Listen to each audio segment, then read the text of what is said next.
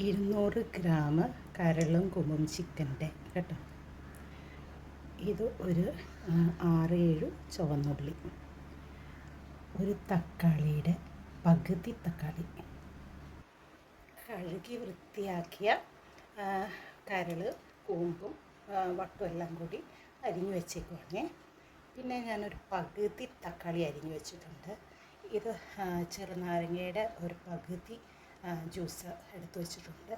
ഇത് 8 ചുവന്നുള്ളി അരിഞ്ഞു വെച്ചേക്കുന്നു, ഒരു പച്ചമുളകും അരിഞ്ഞു വെച്ചേക്കുന്നു. മല്ലിപ്പൊടി ഞാനൊരു 1.5 ടീസ്പൂൺ എടുത്തിട്ടുണ്ട്. പിന്നെ മുളക് പൊടി ഒരു 1/4 ടീസ്പൂണ്, മഞ്ഞൾപ്പൊടി 1/4 ടീസ്പൂണ്, ഇത്രയാണ് ഞാൻ എടുത്ത് വെച്ചേക്കുന്നത്. സ്റ്റൗ ഓൺ ചെയ്യുവാണേ. വെളിച്ചെണ്ണ ഒഴിക്കുക കേട്ടോ, കുറച്ച് മതി. വേണമെങ്കിൽ നമുക്ക് പിന്നീട് ഒഴിക്കാം. അരിഞ്ഞ് വെച്ച പച്ചമുളക് ചുവന്നുള്ളിയും കൂടി നമ്മൾ വഴറ്റി കേട്ടോ. ഒരു ചെറിയ ബ്രൗൺ കളറാവുന്നത് വരെ വഴറ്റണേ. ഇച്ചിരി കറിവേപ്പില ഇടുവാണേ. ഇച്ചിരി വെളുത്തുള്ളി ഇഞ്ചി പേസ്റ്റ് ഇടുന്നുണ്ട് കേട്ടോ. ഇത്രയും മതി. ആ വെളുത്തുള്ളി ഇഞ്ചി പേസ്റ്റും ഇട്ട് ഇച്ചിരി നേരവും കൂടി ആ പച്ചമണം മാറിക്കഴിഞ്ഞിട്ട് നമ്മൾ ഇത്രയും ബ്രൗൺ കളറായി കഴിയുമ്പോൾ മല്ലിപ്പൊടി, മുളക് പൊടി, മഞ്ഞൾപ്പൊടി ഇടണേ. ഇതൊരു 1/2 ടീസ്പൂണ് കുരുമുളക് പൊടിയും ഒരു 1/4 ടീസ്പൂണ് ഗരം മസാലയാണ്. ഇതും കൂടി അങ്ങ് ഇടുവാണേ.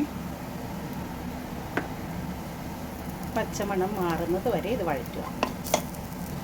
അരിഞ്ഞു വെച്ച തക്കാളി, പകുതി തക്കാളി ഇടുവാണേ. ഒരു ചെറിയ തക്കാളിയുടെ പകുതി ഇട്ടിട്ടുള്ളൂ. അത് നന്നായിട്ട് സ്മാഷായി ഉടഞ്ഞ് എണ്ണ തെളിയുന്നത് വരെ നമ്മളിങ്ങനെ ഇളക്കിക്കൊണ്ടിരിക്കും. സ്റ്റൗ ഞാൻ ഇത് ചീനച്ചട്ടി ഞാൻ ചെറിയ സ്റ്റൗവിലേക്ക് മാറ്റി എന്നിട്ട് ഇച്ചിരി വെളിച്ചെണ്ണയും കൂടി ഒഴിച്ചു കൊടുത്തേ. ഈ കരളും കൂമ്പിനും മധുരമുണ്ട്, അപ്പോൾ അതുകൊണ്ടാണ് നമ്മൾ ചുവന്നുള്ളി ചേർത്തിരിക്കുന്നത്. ഈ പരുവാകുമ്പോഴേക്കും ഞാൻ അരിഞ്ഞു വെച്ച് കരളൊക്കെ ഇട്ട് കൊടുത്തേ.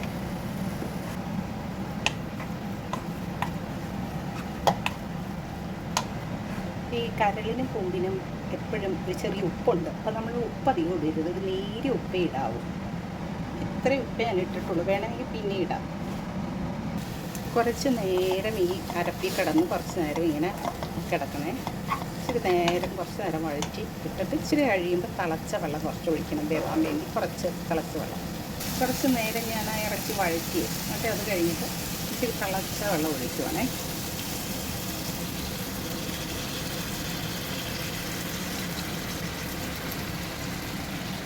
എടുത്തു വെച്ചേക്കുന്ന നാരങ്ങ നീരിൻ്റെ പകുതി ഒഴിക്കുക.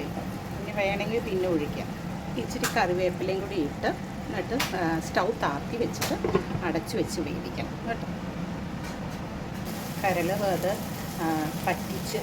പറ്റിയ വെള്ളമെല്ലാം പറ്റിയിട്ടുണ്ട്. ഇത് ഞാൻ ഇച്ചിരി ഉപ്പും കൂടി ഇട്ട് കൊടുത്തായിരുന്നു കേട്ടോ. ഇനി അവനെ വേവ് നോക്കിയിട്ട് വെന്തിട്ടില്ലെങ്കിൽ കുറച്ച് തിളച്ച വെള്ളം കൂടി ഒഴിച്ചിട്ട് ഒന്നുകൂടി വേവിച്ച് നന്നായിട്ട് വരട്ടിയെടുക്കണം.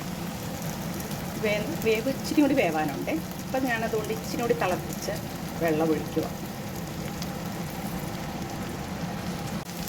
നമ്മുടെ കരളും കൂമ്പും വെന്തു. ഇനി അത് ഒന്ന് വരട്ടിയെടുക്കുവാണ്. നാരങ്ങ നീര് ഒത്തിരി, ഒരു 1/4 നാരങ്ങ നീര് ഒഴിച്ചാൽ മതി. പിന്നെ ഉപ്പ് ഞാൻ ഇത്തിരി കൂടി ഇട്ടായിരുന്നു. അത് നിങ്ങൾ ടേസ്റ്റ് നോക്കി ചെയ്യണം. ഇനി കുറച്ച് നേരം ഇതിൽ കിടന്നൊന്ന് വരട്ടിയെടുത്തിട്ട് നമുക്ക് തീ ഓഫ് ചെയ്യാം. നമ്മുടെ കരൾ വരട്ടിയത് റെഡി ആയിട്ടുണ്ട് കേട്ടോ. എല്ലാവരും ഒന്ന് ട്രൈ ചെയ്ത് നോക്കും. ഒത്തിരി പേർക്ക് അറിയാവുന്ന കറിയാണ്. എൻ്റെ മക്കൾക്ക് വേണ്ടിയാണ് ഞാനെപ്പോഴും ഞാൻ യൂട്യൂബിൽ അപ്ലോഡ് ചെയ്യുന്നത്. എൻ്റെ മക്കൾ, എൻ്റെ സിസ്റ്റേഴ്സിൻ്റെ മക്കൾ എല്ലാവരും ആവശ്യപ്പെട്ടതനുസരിച്ചാണ് ഞാൻ എൻ്റെ കുക്കിംഗ് വീഡിയോ സ്റ്റാർട്ട് ചെയ്തത്. നിങ്ങൾ ഇതറിയാത്തവരൊക്കെ പരീക്ഷിച്ച് നോക്കുക. ഓക്കെ, ന്യൂ ജനറേഷൻസിന് വേണ്ടി. Okay, thank you.